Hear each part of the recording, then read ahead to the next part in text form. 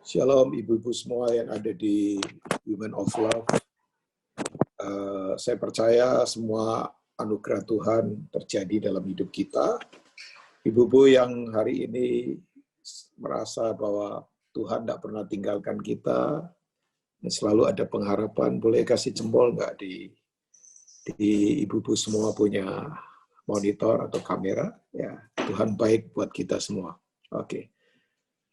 Nah, saya berterima kasih untuk waktu boleh kembali ada di Women of Love dari Gereja City of Love yang kita masih pakai Zoom, ya, masih pakai Zoom Fellowship. Saya berterima kasih tentunya pada Gembala Saudara, Pak Tim, dan Ibu Evelyn juga, dan semua pengurus yang ada di Women of Love ini ya.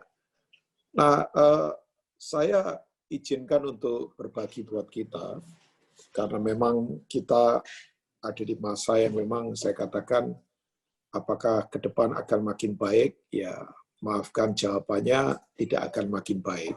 Ya, karena secara dunia pasti semua nubuatan akan dikenapi bahwa di hari-hari terakhir pasti akan datang masa yang sukar. Ya, itu 2 Timotius 3 sudah katakan itu kan. Kata sukar itu sebuah kondisi yang sangat tidak gampang dihadapi. Orang nggak mungkin bisa bertahan, apalagi menang kalau memakai kekuatan sendiri. Ya, tapi kita bersyukur kan, hanya dalam Tuhanlah semuanya jadi lebih baik.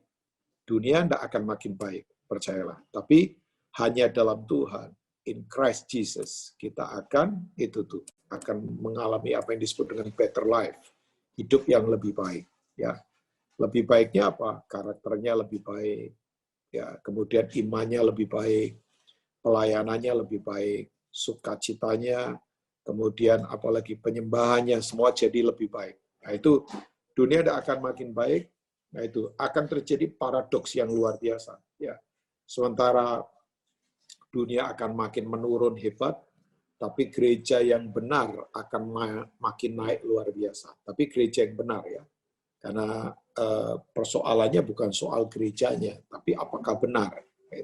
Persoalannya bukan orang Kristennya, tapi apakah benar dalam kehidupan. Jadi akan terjadi paradoks yang begitu nyata bahwa dunia akan makin terpuruk ke bawah, sementara orang benar akan makin naik ke atas. Itu sudah nggak bisa lagi kita sangkal karena hari-hari ini semuanya lagi diarahkan ke sana. Seperti kitab Wahyu kan yang ditulis oleh Rasul Yohanes, ya di ujungnya dia akhirnya simpulkan begini, yang kudus akan makin kudus, yang cemar akan makin cemar. Jadi tidak ada lagi untuk kita bisa ada di daerah gray zone begitu, daerah abu-abu, kita tidak bisa lagi ada di sana. Nah, siang ini saya izinkan untuk, maksudnya saya sharingkan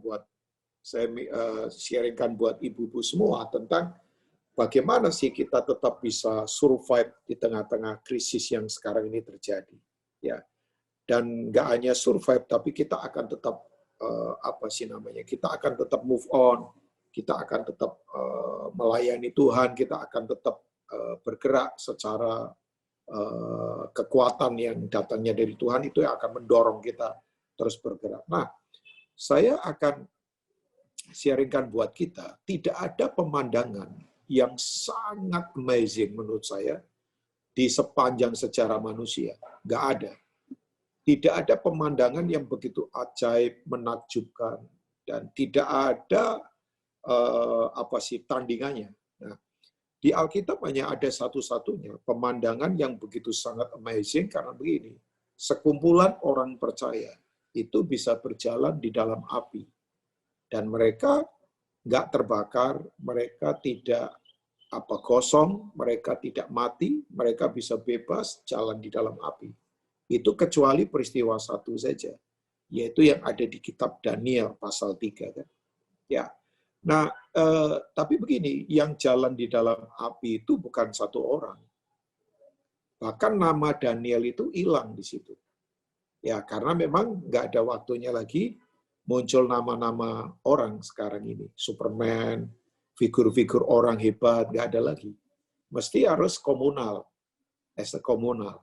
Mau namanya KUL terserah, mau namanya Komsel terserah, mau namanya kelompok tumbuh bersama terserah, mau namanya keluarga rohani boleh juga terserah. Semuanya itu apa sih namanya, harus kembali lagi ke prinsip community, komunal.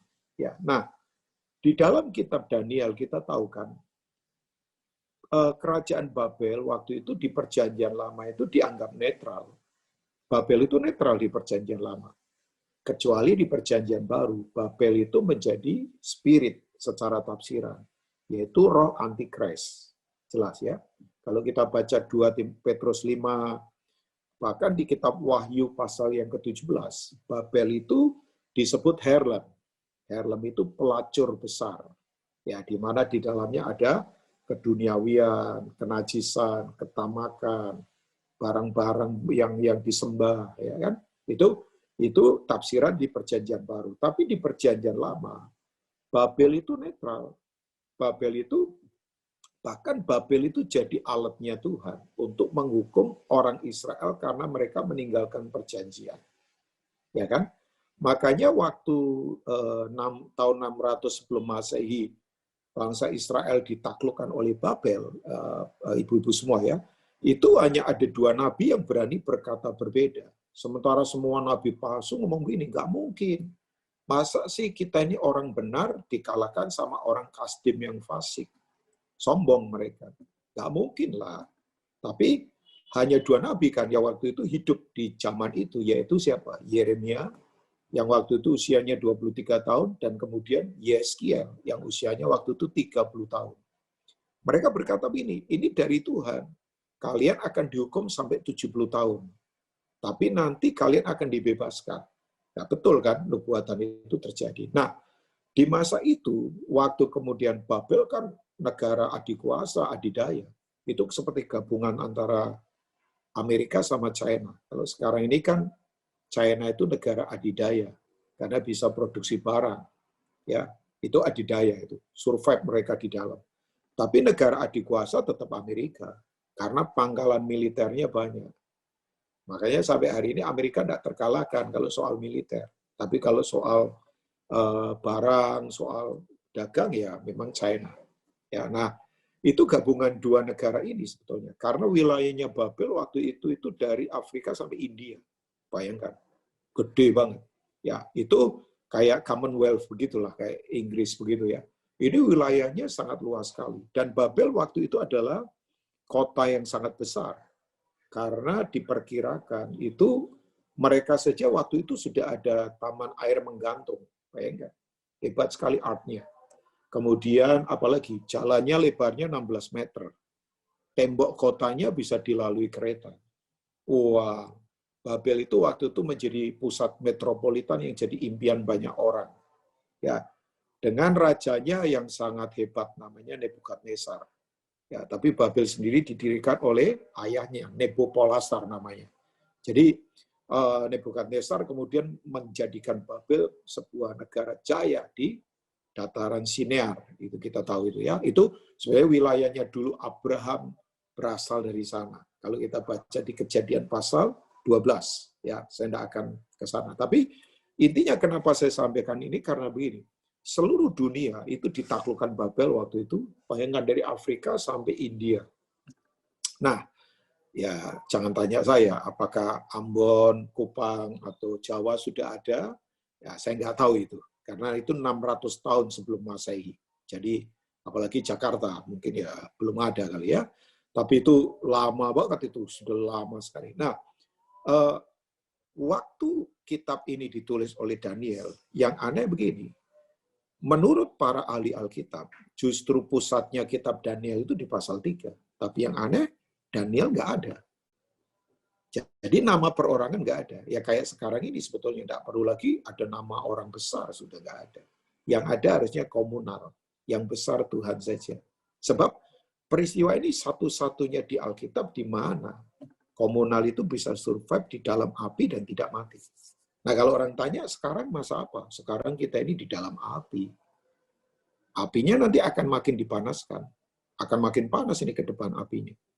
Ya, akan makin panas. Sampai nanti kan yang gotong Sadrak, Mesak, Abednego mati semua. Bayangkan saking panasnya. Nah, kalau ibu-ibu belajar, kitab Daniel itu dari pasal 1 sampai pasal 2 ayat yang keempat, itu ditulis dalam bahasa Ibrani, dan pasal 8 sampai pasal 12. Sementara pasal 2 sampai ayat yang kelima sampai pasal yang ke-7, itu ditulis dalam bahasa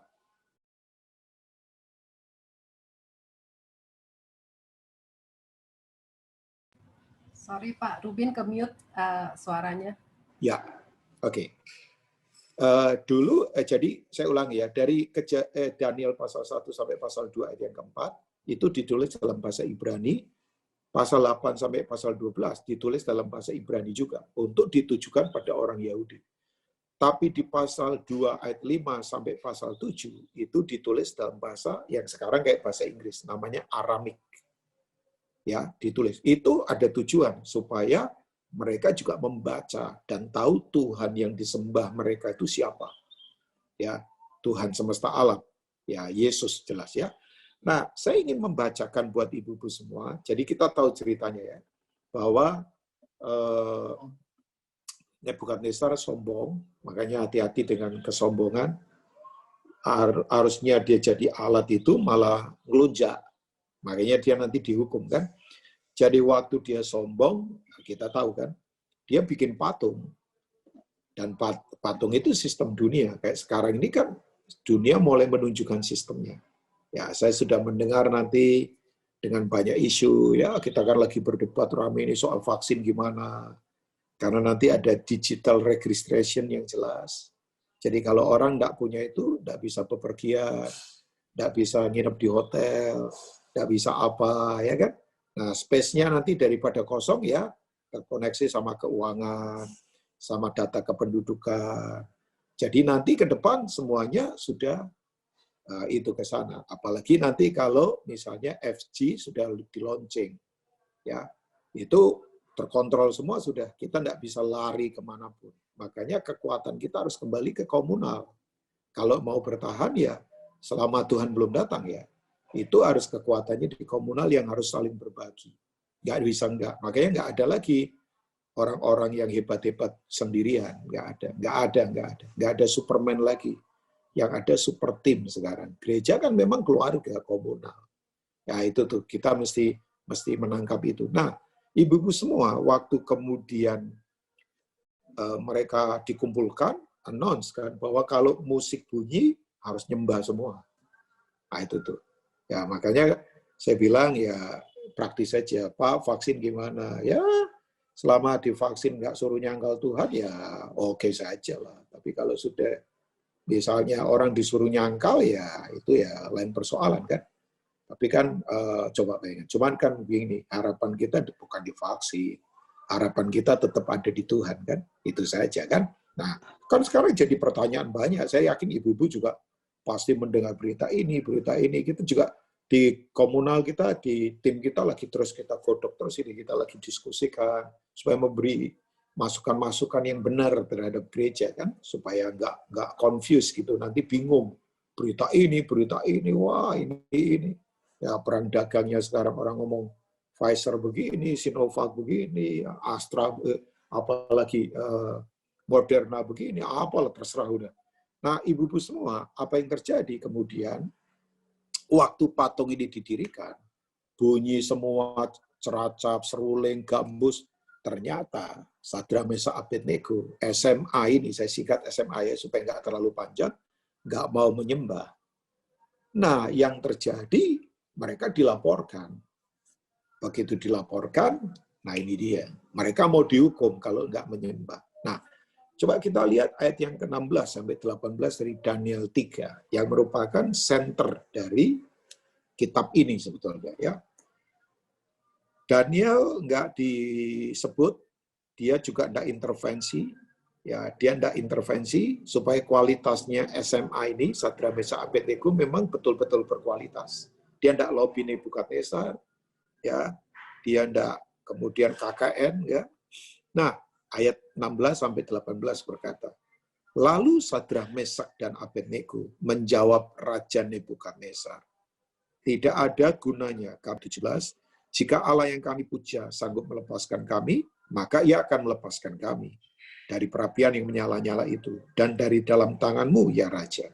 Ayat yang ke-18, tetapi seandainya ya tidak, hendaklah Tuanku mengetahui, ya Raja, bahwa kami tidak akan memuja dewa Tuanku dan tidak akan menyembah patung emas yang Tuanku dirikan itu. Kita langsung lompat ke ayat 23, coba sampai ayat 25. Tetapi ketika orang itu, yaitu Sadrak, Mesak, Abednego, jatuh ke dalam perapian yang menyala-nyala itu dengan terikat, kemudian terkejutlah Raja Nebukadnezar, lalu ayat yang ke-24 ya, lalu bangun dengan segera, berkatalah ia kepada para menterinya, bukankah 3 orang yang telah kita campakkan dengan terikat dalam api itu? Jawab mereka kepada Raja, benar ya Raja. Katanya, tetapi ada 4 orang yang kulihat berjalan-jalan dengan bebas di tengah-tengah api itu, mereka tidak terluka, dan yang keempat itu rupanya seperti anak dewa. Amin. Buat firman Tuhan. Ya. Nah, saya tadi sudah katakan buat ibu-ibu semua, ya kan, bahwa ini pemandangan yang menurut saya sangat luar biasa, ajaib. Coba ibu-ibu tanya pada orang tua ibu-ibu yang sudah tua, yang masih hidup, ya yang mungkin masih punya orang tua yang masih hidup di usia 70, 75, ya papa mama mertua saya sudah seusia-usia gitu.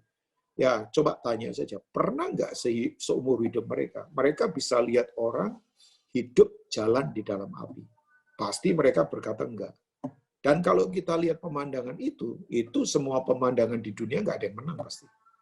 Mau aurora di Skandinavia, mau Niagara Falls di Toronto sana, mau Osaka, mau mana saja, itu tidak akan menang pemandangannya. Sangat pemandangan yang sangat luar biasa menakjubkan. Ya, nah ibu-ibu semua, saya percaya ini waktunya secara komunal. Tuhan itu lagi mau show up. Tuhan lagi mau demonstrasikan kuasanya lewat komunal. Ya, tapi begini, komunal kalau mau kuat jalan di dalam api, tolong begini, jangan bawa orang yang bawa bensin. Jangan. Ya, tolong kalau komunal mau kuat jalan di dalam api, tolong bensinnya ditinggal. Karena di dalam api jangan bawa bensin. Pahit, sombong, ego, itu harus dibuang tuh, gosip-gosip, itu bensin semua itu harus ditinggalkan. Nanti terbakarnya parah kan. Ya, wong ini memang sudah di dalam api kok. Ya. Nah, yang luar biasa ibu-ibu semua, ya. Saya ingin coba sharingkan beberapa prinsip untuk kita tetap survive, untuk kita tetap leluasa. Bayangkan tadi Alkitab berkata asik banget kan. Mereka itu jalan dengan bebas. Tanpa ketakutan apapun, bebas saja, ya. Oke. Ibu-ibu pernah tahu kan, Elia pernah turunkan api di Karmel. Ya kan? Di kitab Raja-Raja 1 Raja-Raja 19 kalau nggak salah. Tapi dia tidak pernah jalan di dalam api. Ya, walaupun Elia nabi besar. Musa lihat api di semak, tapi dia tidak jalan di dalam api. Walaupun Musa seorang gembala besar. Ya, yang kelembutannya tidak ada yang bisa mengalahkan dia di seluruh dunia. Alkitab katakan itu. Ya. Jadi 2 orang ini yang saya sebutkan tadi pernah lihat api, pernah turunkan api, tapi tidak pernah jalan di dalam api. Makanya tidak bisa. Walaupun dia orang besar sendirian, nggak bisa. Kenapa Tuhan tidak izinkan Daniel sendirian jalan di dalam api, Elia jalan di dalam api, Musa jalan di dalam api? Karena melawan prinsip firman, nggak bisa. Harus memang komunal, ya, supaya ada bisa saling bincang-bincang kan. Kalau nggak asik lah di dalam api sendirian. Ya, nah, ibu-ibu semua, yang saya ingin bagikan buat kita prinsipnya begini. Yang pertama, kalau tadi kita membaca ayat 16 kan, saya tidak perlu ulang ya. Sadrak, Mesak, Abednego ini SMA ini langsung ngomong sama Nebukadnezar. Tidak ada gunanya kami memberi jawab soal ini. Jadi kan ditantang sama Nebukadnezar. SMA, kamu nanti kalau dengar musik ini sembah ya. Langsung mereka berkata, tidak ada gunanya kami memberi jawab ini, Tuhan. Ya kan? Ya sebetulnya kalau mau ngomong terus terang ngomong gini, Tuhan sama kita nggak level. Jadi kalau suruh menjelaskan juga susah. Wong ini soal rohani, sementara Tuhan berpikirnya duniawi. Jadi nggak bisa nyambung. Nah, maksud saya begini, waktu kita sekarang lagi mengalami ini, ibu-ibu semua, udah nggak perlu debat kusir, nggak perlu argue, nggak perlu argumentasi sekarang. Nggak perlu, nggak perlu. Nggak perlu mempertanyakan kenapa ya begini, nggak perlu. Nggak perlu, nggak perlu.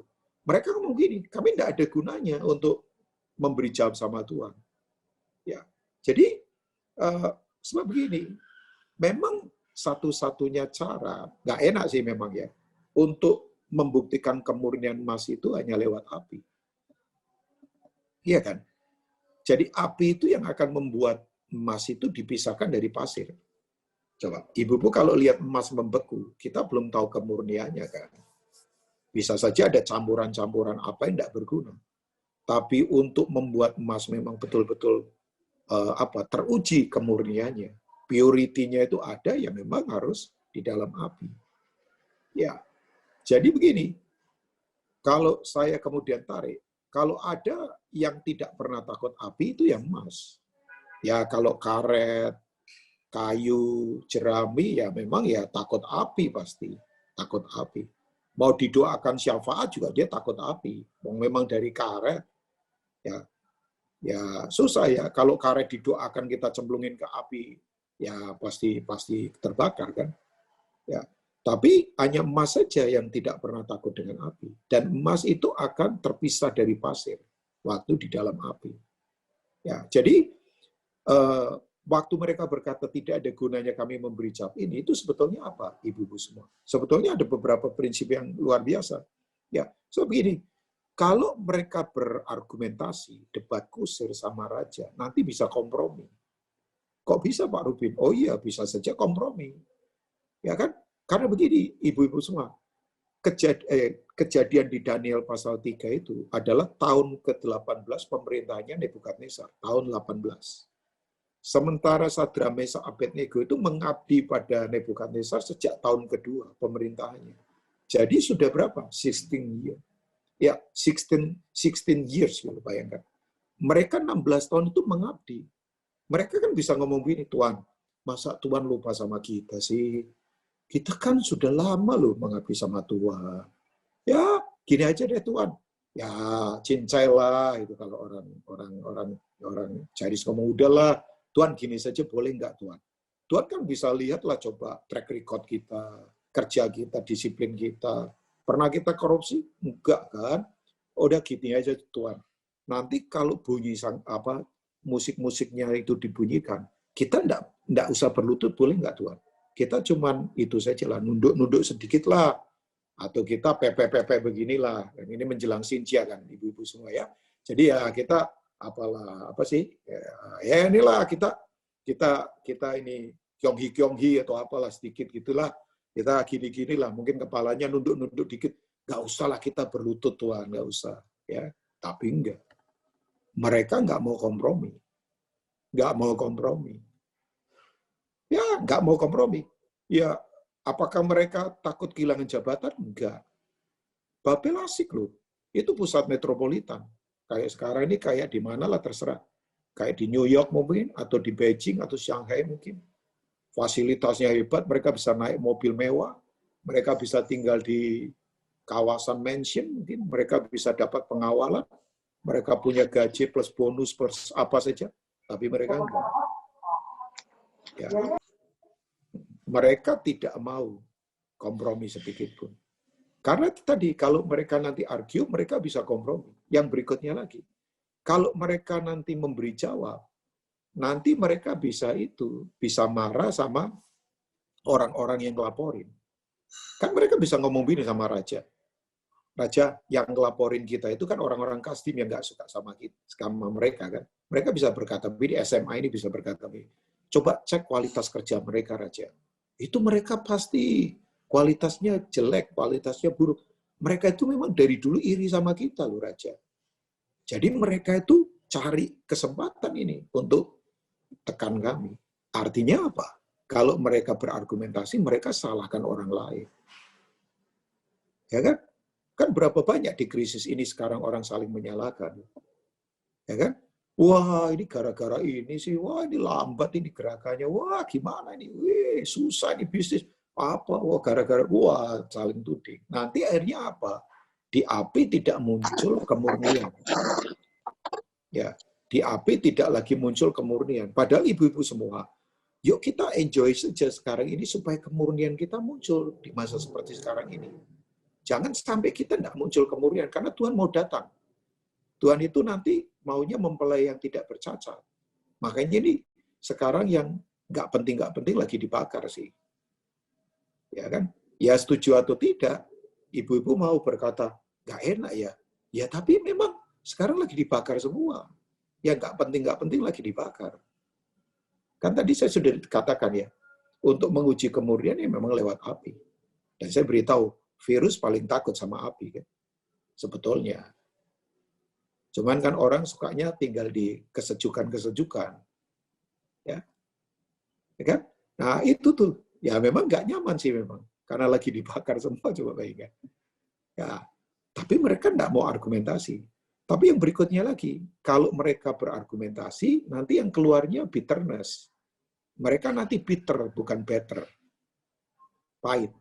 Kan mereka berkata begini, kita ini kurang apa sih? Sekian belas tahun pelayanan, memberinya nggak pernah stop. Cara menyembahnya kita, sampai cecak saja lihat penyembahan kita, sampai tergeleng-geleng kepala. Loh. Kita kalau nyanyi, lompat-lompat, nyangkut plafon, nggak bisa balik lagi misalnya ya. Coba, kita ini kurang apa sih? Kok ngalami begini? Mereka nggak mau. Makanya mereka ngomong, ya dalam hal ini tidak ada gunanya. Tidak ada gunanya loh. Coba. Tidak ada gunanya itu berarti ya nggak berguna. Ya, kami nggak mau memberi jawab apapun. Nah, ibu-ibu semua, kita harus memiliki hati seperti ini sebetulnya. Udah nggak perlu debat kusir, nggak perlu argue, udah nggak perlu ngomel, nggak perlu bitter, tapi better saja, ya kan? Nggak perlu kemudian nyalakan keadaan, nyalakan siapapun. Ya, nggak usah. Udah, tetap aja punya fokus pada Tuhan. Pegang standar itu. Ya, itu yang harus kita bangun sebetulnya. Nah, kenapa mereka kuat? Itu. Yang pertama adalah itu. Saya nggak tahu ibu-ibu semua sekarang memang pengennya sih ngomel sih ya. Pengennya ya komplain sih. Pengennya, wah, nggak enak banget. Tapi jangan dong, jangan. Ya, tidak ada gunanya kami memberi jawab. Tidak ada gunanya. Udah. Kalau nggak perlu bicara, nggak usah bicara. Udah, diam saja. Kita ini cepat mendengar saja, tapi lambat untuk berbicara. Ya, kita pun katakan itu. Ya, tidak perlu kemudian ngomel, marah, nggak usah. Salahkan siapapun, jangan. Ini memang sudah masanya kok. Kan sebetulnya udah belasan tahun nabi-nabi Tuhan, pendeta-pendeta udah bicara sama kita. Cuman kadang-kala kita lupa saja kan. Kan dari dulu kita udah mendengar pengajaran end time, misalnya akhir zaman, kondisi tidak gampang ke depan, ya kan? Langit dan bumi pasti berlalu kan? Kita sudah nggak kurang pengajaran. Nah, ini waktunya praktek, ibu-ibu semua. Makanya kan Daniel tidak intervensi. Daniel bisa saja lobby Nebukadnezar kan. Wong dia mentornya keluarganya Nebukadnezar kok. Tapi nama Daniel nggak muncul sama sekali. Ya. Makanya saya belajarkan ini ya, ibu-ibu semua. Saya itu karena dari dulu hidup berjuang. Ya, satu kali itu sampai saya punya prinsip begini, saya tidak mau anak saya susah. Ya kan? Ya pengennya begitulah. Bapak kan pengennya begitu. Tapi saya sadar, kadangkala perlu loh anak-anak kita itu mengalami pembentukan supaya mereka kuat di dunia yang kejam begini. Dunia ini kejam loh ibu-ibu semua. Oh iya, sistem dunia ini jahat, kejam. Ya, makanya kadangkala anak-anak kita perlu dikasih space untuk mengalami siapa Tuhan. Apalagi di generasi YouTube begini kan. Orang bisa dengar konsep apa saja, 24 jam mau dengerin siapa saja. Tapi kalau sekedar konsep, ya nggak kuat. Ya memang nggak enak sih, nggak nyaman. Tapi ya itu yang membuat kita jadi murni memang. Ya, ibu-ibu semua. Kayaknya saya sharing gini dari wajahnya beberapa sedih semua kayaknya ya mendengar ini ya. Ya, tapi ya saya berharap ya sedih atau tidak memang kita harus ada di masa seperti ini sekarang ya. Kita mesti harus tetap punya standar firman yang kuat. Nah, yang kedua, ibu-ibu semua. Yang kedua adalah ini dia. Saya bertanya pertanyaan dalam saya begini. apakah mereka itu bisa survive jalan di dalam api? Karena iman mereka itu lebih kuat dari semuanya. Maksudnya dari orang-orang lain. Ya, apakah karena imannya SMA ini, Sadra Meshach Abednego itu sangat kuat? Ya, sebab gini ibu-ibu semua, waktu Babel menaklukkan Yerusalem yang kedua kali, yang pertama kan mereka nawan 1000 tawanan, belum dihancurkan itu bait Allah. Ya, tapi waktu kedua kali Yoyada memberontak, nggak taat sama Nebukadnezar, itu Yerusalem dihancurkan. Nah, bait Allah dibakar. Nah, waktu terjadi pembakaran itu, banyak orang yang mempertahankan gedung bait Allah itu mati pada jadi martir. Ya, jadi waktu dibakar itu banyak yang mati. Terus kalau kita lihat gereja mula-mula yang jadi martir di Roma, pemerintah Roma banyak ya. Tapi kenapa kok Sadra Meshach dan Abednego nggak mati? Ya, saya bertanya, oh iman mereka apakah lebih kuat dari yang mati-mati itu? Enggak juga. Bukan karena iman mereka lebih kuat. Jadi Bapak, Ibu-Ibu semua enggak boleh berkata begini, pendeta itu imannya lebih kuat dari saya. Enggak, jangan. Karena mereka juga nggak tahu apakah Tuhan tolong atau tidak. Ya kan? Kan mereka ngomong, ya kalau misalnya Tuhan nggak tolong, ya nggak apa-apa juga. Kan berarti mereka nggak tahu. Jadi biasanya kan kalau orang beriman kayak kita itu kan sukanya, wah pasti ini. Nah, kita kan suka begitu tuh. Wah saya berdoa pasti ini terjadi. Tapi mereka nggak juga kalau dikatakan iman mereka lebih kuat dari yang lain. Nggak juga. Terus saya bertanya lagi, apakah karena mereka punya keberanian yang ekstravaganza begitu ya? Keberaniannya yang betul-betul hebat, luar biasa lah. Sangat luar biasa. Ternyata enggak juga itu. Karena mereka setelah itu ya, ibu-ibu semua, di Daniel 3 ini setelah itu, Sadra Meshach dan Abednego itu enggak lagi jadi lakon lagi sudah. Hilang saja sudah. Maksudnya sudah. Ceritanya kembali ke Daniel lagi kan. Ya saya nggak tahu mereka ditempatkan di India, ada yang ditaruh di Afrika, jadi gubernur-gubernur, saya nggak tahu juga. Ya, jadi kalau soal keberanian enggak juga. Dan mereka enggak saksi kemana-mana loh. Wah kami pemberani loh jalan di dalam. Enggak. Mereka silent, mereka diam. Makanya saya belajar dalam kehidupan ya. Kalau ngomong keberhasilan itu enggak usah nyontohin diri sendiri. Kita kasih contoh orang lain saja soal keberhasilan. Tapi kalau soal kegagalan, saya mau contohnya diri saya. Nah itu saya mau bangun prinsip itu. Ya, jadi nggak usah ngomong yang hebat-hebat untuk diri sendiri supaya orang dengar. Ya, ngomong saja kegagalan kita. Dengan jujur kita berkata kita nggak berdaya kan. Nah, kalau ngomong soal iman lebih kuat nggak juga. Tapi kalau bicara juga keberanian mereka di atas rata-rata nggak juga kok. Jadi kalau kita berkata kita orang biasa Pak, sama mereka. Ya. Nah, pertanyaannya kan begini, kenapa mereka bisa survive? Yang pertama tadi saya sudah jelaskan. Sebab yang kedua adalah begini, mereka itu punya keintiman dengan Tuhan, tandanya apa? Bukan karena pinter nyanyi. Keintimannya dengan Tuhan tandanya adalah tidak meragukan Tuhan sedikit pun. Jadi mereka itu tidak ragu sama sekali sama Tuhan. Coba, itu menurut saya tadi di ayat 17-18, saya pakai kata ini nggak apa-apa ya. Itu mereka punya keintiman sama Tuhan gila sekali. Ibu. Sangat gila. Ini crazy love banget itu. Ini cintanya sangat cinta yang gila sama Tuhan. Mereka kan ngomong begini, kalau Tuhan mampu tolong kita, ya dia tolong kita. Tapi kalau enggak, ya itu di luar batas kemampuan kita. Kita enggak tahu. Coba. Ya. Jadi kalau Tuhan tolong kita, ya Tuhan tolong kita. Kalau enggak, ya itu di luar batas pengetahuan kita kok. Kita enggak tahu. Nah, tanda bahwa mereka itu punya keintiman adalah tidak meragukan Tuhan, disertai dengan apa? Ini ibu-ibu. Mereka itu penyerahannya total, tandanya apa? Tidak menuntut apapun. Pokoknya menyerah total tanpa menuntut apapun. Ya. Tuhan cari orang-orang begini nih ibu-ibu semua. Yang memang pengenalannya akan Tuhan itu betul-betul tidak meragukan Tuhan. Dan itu disertai dengan penyerahan total yang tanpa menuntut apapun.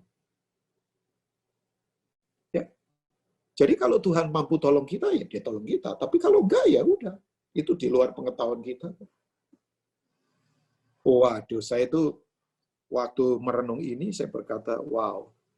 Sebetulnya kalau ngomong penyerahan total itu kayak orang jatuh di rawa ya Ibu. Saya dulu pernah jatuh di rawa. Nggak tahu ya, kalau kita kecilnya kan di daerah-daerah pinggir-pinggir pantai begitu tuh kadang-kadang ada rawa-rawa begitu kan. Saya pernah jatuh di rawa dan tahu Ibu-ibu, rawa lumpur itu Ibu-ibu, kalau kita tidak diem, kita gerak terus malah tenggelam. Ya, jadi orang kalau jatuh di rawa, itu kalau mau ditolong, misalnya orang lain lemparkan tali atau kayu, itu kemudian ditarik kan, orangnya sendiri itu harus diem. Kalau dia gerak itu makin melorot ke bawah loh, kayak kesedot dari bawah begitu. Nah itu tuh gambarannya begitu. Jadi dianya harus diem, percaya pada yang menolong. Jadi waktu dilempar tali atau dilempar kayu ya dia pegang, dia tarik. Dia enggak lagi pakai kekuatannya dia, udah. Kekuatan dari yang menolong ini. Kapan dia gerak sedikit, kasihan yang nolong. Malah bisa ikut terseret kan ke dalam. Ya, jadi gambarannya seperti itu, Ibu. Jadi ini waktunya ya memang penyerahan total sudah. Totally surrender. Iyalah. Iyalah. Orang punya uang mau ke Singapura juga nggak bisa. Ya bisa sih, mesti karantina sih. Ya, tapi prosedurnya sekarang jadi rumit semua kan. Misalnya ya, atau orang mau liburan kemana juga sekarang mikir-mikir. Ya, yang nggak punya uang juga ya mikir juga. Ya, semua sisi Pak. Ya, saya ketawa kan baca artikel katanya para pencopet di Thailand itu pendapatannya menurun drastis katanya. Jadi pencopet saja menurun drastis pendapatannya karena nggak ada turis. Ya katanya sampai diukur ya penurunannya di atas 60%. Itu saya nggak tahu tuh yang ngadakan survei terlalu nganggur juga itu pencopet disurvei juga ya. Ya begitu mereka ngaku kan berarti ketahuan itu copet-copet tinggal ditangkapin polisi sebetulnya. Tapi ya polisi sendiri gimana? Memang nggak nyopet lagi ya sudah jangan ditangkap lah. Tapi saya ketawa waktu baca artikel ini. Saya berkata, iya ya. Tapi artinya yuk, kita belajar seperti Sadrak Mesak dan Abednego, Ibu-ibu. Ya, jadi keintimannya sama Tuhan bukan soal nyanyi. Tapi jangan meragukan Tuhan sedikit pun. Jangan. Begitu ada keraguan sedikit pun, tengking saja Ibu. Dengan firman, tengking saja. Jangan ragukan Tuhan. Dia Tuhan yang sungguh luar biasa kan. Nah, oke, saya tutup dengan yang ketiga. Tujuan dari semua ini adalah satu saja. Tuhan dipermuliakan melebihi apapun. Saya yakin ini waktunya. Orang tidak bisa lagi berkata, ini karena saya. Ini karena koneksi. Ini karena manusia. Enggak. Ini waktunya orang yang benar-benar sadar ya, Ibu akan berkata, semua ini karena Tuhan. Ya, kita bisa ada sampai hari ini ya karena Tuhan. Karena Tuhan. Ya. Awal pandemik bulan Maret, ya lockdown, ya saya jarang cerita. Saya dan istri saya sakit. Ya, sakit cukup lama. Wow, itu kita nggak tahu banget. Ya, tapi kita nggak cek nggak apa ya. Ya, istri saya sempat panas 42 suhunya. Sekian lama batuk nggak selesai. Ya, tapi luar biasa loh. Kita berdua. Anak kita waktu itu kan dalam anugerah Tuhan masih di Australia. Dan kita hanya orang komunal kita saja yang tahu. Nggak ada banyak yang tahu. Tapi Tuhan tolong dengan cara luar biasa. Ya, sampai hari ini, anugerah Tuhan. Anugerah Tuhan. Ya, dulu kita mikir ya COVID kan, wah beritanya jauh-jauh semua kan. Jauh, siapa yang kena jauh. Sekarang bayangkan. Ibu-ibu, inner circle kita loh, orang-orang dekat yang kita kenal. Ya, mungkin ibu-ibu juga punya pengalaman ini. Ya, dulu kan kayaknya beritanya masih jauh begitu loh. Ya, COVID-nya itu beri kabarnya masih jauh begitu. Masih jauh gitu. Tapi sekarang kayaknya, ya kan? Coba kalau kita lihat, wow. Tapi please ibu-ibu, apapun yang sekarang sedang terjadi, tujuannya adalah begini, Tuhan dimuliakan supaya kita tidak bisa ngomong begini. Ini karena kekuatan manusia, ya ini karena kekuatan saya, nggak bisa lagi. Tuhan mau dipermuliakan lewat hidup kita. Dia lagi show up memang. Coba. Sebab nanti kalau ibu-ibu baca di ayat 28 dan seterusnya, ya saya nggak usah baca di ayat-ayat terakhir. Itu kan terjadi apa? Sebuah pengumuman, ada announce dari raja yang waktu itu berkuasa. Siapa yang menghinanya Allah dari Sadrak, Mesak, dan Abednego, aku akan penggal-penggal, dan aku akan robohkan rumahnya. Itu Tuhan dipermuliakan, ibu-ibu. Ya, Tuhan ditinggikan. Ya, lewat peristiwa yang sedang terjadi. Jadi kita tetap fokusnya ke misi, ibu-ibu. Dan sebetulnya outcome-nya dari Tuhan apa sih? Buat Sadrak, Mesak, Abednego. Waktu itu, ibu-ibu, kan tadi saya sudah katakan ya, begitu Israel ini ditawan Babel, semua nabi palsu ngomong ini bukan dari Tuhan. Hanya Yeskiel dan Yeremia berkata, ini dari Tuhan. Nah, yang parah lagi begini, ibu-ibu. Seringkali kan kehadiran Tuhan buat orang Yahudi diukurnya dari apa? Bait Allah. Oke ya? Terus apa lagi? Taurat. Terus apa lagi? Tabut Allah. Pertanyaan saya, semua itu ada di mana? Yerusalem. Sedangkan mereka ada di Babel. Jadi lambang kehadiran Tuhan diukurnya dari begitu. Ya kayak kita ini sekarang. Ya mungkin dulu berpikir, oh ketemu Tuhan waktu di gedung gereja, di acara kebaktian, ada ibadah liturgi, ya kan? Ada ucapan syukur, ada doa pembukaan, ada pujian, ada khotbah, terus kemudian doa syafaat, memberi persembahan, terus berkat, ya Pak Tim memberkati dengan berkat Tritunggal, ya pulang. Ya, tapi kan sekarang belum bisa dilakukan. Dan menurut saya ke depan akan berbeda. Tidak bisa sama lagi kayak dulu, Ibu-Ibu. Tidak bisa. Beberapa gereja udah planning mau onsite. Ya ternyata belum lah. Belum. Ke depan akan berbeda. Ya, tapi nggak apa-apa. Mereka walaupun tidak ada di simbol kehadiran Tuhan, tapi mereka ngalami Tuhan di Babel. Karena Tuhan kan nggak dibatasi oleh tempat dan waktu, Ibu. Ya, nah tapi begini, waktu mereka dibawa ke Babel itu, Tuhan lagi ubah mental mereka, yaitu mental apa yang diubah? Mental victim, menjadi mental pemenang. Ini waktunya ibu-ibu, ayo jangan ada yang punya mental victim sekarang. Wah, enggak ada loh Pak, hidup yang sesusah kayak saya. Saya ini susah banget, udah susah.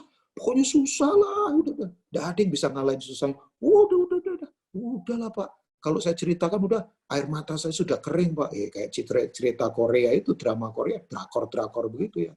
Aduh udahlah, berat waduh. Jangan, yuk. Women of love. Yuk, jangan punya mental victim lagi. Punya mental pemenang sekarang. Iya dong. Masa kita jadi victim terus? Ya, coba. Tuhan jangan dibatasi oleh pandemik loh ibu-ibu. Nanti jangan berkata begini, kalau Tuhan dibatasi pandemik, nanti begini, begitu pandemik selesai, kita baru berkata, Tuhan besar. Jangan. Mau ada pandemik belum selesai atau sudah selesai, Tuhan tetap besar. Tidak ada yang bisa ngalahin Tuhan. Makanya tiap hari udah jangan mikirnya corona terus sudah. Udahlah mikir Yesus saja. Ya. Sebab sudut pandang kita kan dibatasi dari cara kita melihat. Kalau melihatnya segitu terus, ya terkurung terus. Makin lama makin sempit. Dengar berita ini, makin terpepet, makin nggak bisa bernafas, makin sesak. Itu penjara. Penjara kenapa dibuat sesak? Nggak ada penjara, oh dia di penjara, kamarnya gedenya 10 kali 20. Nah, itu saya nggak tahu siapa itu yang di penjara. Masa kamar di penjara 10 kali 20? Penjara itu ya sempit, jorok. Ya kan? Ya maksudnya bukan nggak manusiawi, karena memang untuk pembelajaran kan. Tapi kan banyak orang kan itu, karena ditekan kiri kanan terus jadi terpenjara. Ya. Lupa bahwa Tuhan besar. Nah, saya perlu buat yuk, tinggalkan mental victim. Mental kita adalah more than a conqueror. Kita ini lebih dari para pemenang. Ya dong, jangan lagi punya mental victim. Nanti minta dikasihani terus. Kasihan aku ini, kasihan dia, kasihan. Udah kasihan. Kasihan. Nah, kalau begitu ya bagaimana bisa mikir yang lainnya? Ya. Berhenti menangis buat diri sendiri supaya kita bisa supaya kita bisa menangis buat orang lain. Orang tidak bisa menangis buat orang lain kalau tidak berhenti buat nangis buat diri sendiri. Kalau dipaksa nanti pemain sinetron. Nangisnya pakai apa? Minyak angin, ya kan? Ya, nanti jadi pemain-pemain artis itu sinetron. Jangan. Yuk berhenti, karena banyak orang yang perlu kita tolong. Karena untuk itulah kita ada di dunia. Ya, saya senang sekali bisa sharing di Women of Love. Ya, walaupun ini sharing biasa saja, tapi berharap ini menjadi pewahyuan di 2021 buat Women of Love. Ya, mungkin bikin stiker lah. Ya, berubah dari mental korban kepada mental pemenang. Itu tuh Women of Love mesti begitu. Ya, agak keren pakai bahasa Inggris lah, minta tolong Cindy atau siapa yang jago bahasa Inggris lah. Atau Cik Maya juga jago bahasa Inggris, saya yakin itu ya. Cobalah bikin stiker, ya kan, berubah dari mental korban kepada mental pemenang, ya kan? Udah. Ya, wanita jangan jadi mental korban lagi. Apalagi presiden sudah tanda tangani kepres, kebiri. Nggak ada hubungan itu sebetulnya ya, tapi saya senang sekali itu. Artinya wanita dihargai luar biasa. Ya, memang kita jangan lagi punya mental victim, tapi mental pemenang. Ya, Tuhan memberkati. I want pray for you all. Ya, mari kita berdoa. Yes, Lord. Terima kasih Tuhan. Untuk apa yang kau sampaikan siang hari ini. Mengingatkan kami. Kami sungguh mau dituntun oleh Tuhan. Kami tidak mampu tanpa Tuhan. Kami mau tetap berjalan dalam anugerah Tuhan. Karena kami tahu bahwa tanpa Tuhan kami tidak berdaya. Hamba berdoa buat para wanita yang ada di Women of Love dari Gereja City of Love. Tuhan pakai hamba-hambamu ini, para wanita yang luar biasa. Biar mereka tidak lagi memiliki hati atau mentalitas seperti seorang korban. Tapi kami adalah para pemenang. Bahkan kami adalah more than a conquerors. Kami lebih dari para penakluk. Karena roh Tuhan ada. Hari ini yang susah dihiburkan. Hari ini yang jatuh diangkat. Hari ini yang sedang gundah gulana, Tuhan kuat. Kami sadar api ke depan akan makin dipanaskan. Tapi kami bisa bebas di dalam api. Karena Tuhan bersama. Untuk kami mendemonstrasikan. Kami punya Tuhan yang hebat. Kalahkan. Berkati umat-Mu, sayangi umat-Mu. Dalam nama Tuhan Yesus. Amen. Saya serahkan. Thank you.